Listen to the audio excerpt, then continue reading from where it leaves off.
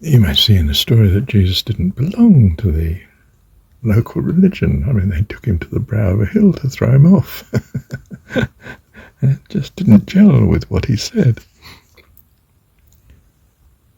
The religious organisation, church or whatever, is an organisation. It is not a person. And if it's focused utterly on obedience to the man at the top, the bishop or the pastor or the whatever, elder, then it's become an ashram. It's become he's become a guru. We don't call anyone master, teacher. For one is your master and teacher and Lord and Father and etc. It's God, our Heavenly Dad.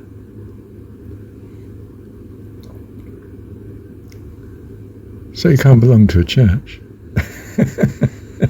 This is a surprising thing, isn't it? If you follow Jesus, you can't belong to a church. It might just be partly why something like 2/3 of the people that profess to be Christian on a form, what religion are you? And they don't tick. Well, they tick Christian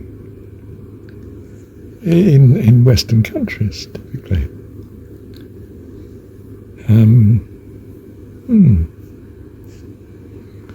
I'm told that the ratio is lower now. The chap who told me was so biased, I'm not sure about it. I don't have up-to-date data, but anyway, whatever. Is it then that we're in a culture now of individualism? Well, we like to think so. But I don't think the state can afford or tolerate too much individualism. And, well, it's got all sorts of tools in its arsenal of control that what we call the agencies of socialization from a sociological point of view to I don't know about steer, but certainly affect the society in the way it at any one time thinks it wants to go. But that changes too, because there's so much individualism going on. Is this good or bad? Depends what your values are, doesn't it? It depends on you. It's your point of view that matters to you. That's the whole point, isn't it? Wow.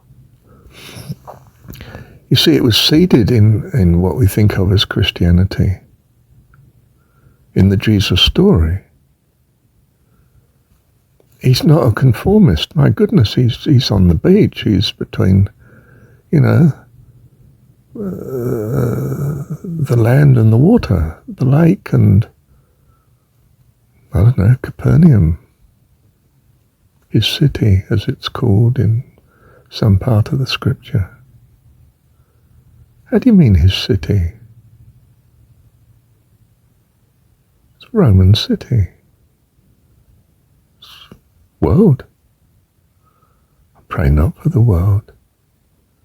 If you want to listen to me, you have to come out in the wilderness for 3 days and there's no food. Sorry, I didn't lay on the catering. Better put that right in the scripture. And he lays on the feast from a few loaves and fishes. I don't care if it's true or not. It's not fundamental to my beliefs. It's not fundamental to what I find of value in the Jesus story. And, do I have to mention it? Might be Jon 17. Oh yeah, Marshall's obsessed with that. I think he worships it. He's not supposed to, you know. He's supposed to worship God. No, I'm supposed to worship God as Heavenly Dad. Why? Because given my background, that's what appeals to me the most, and that's the way I have to go. And perhaps it will lead on to something else. I don't know. But I found it tremendous in my life. How amazing. So secular to begin with, and so fanatical now.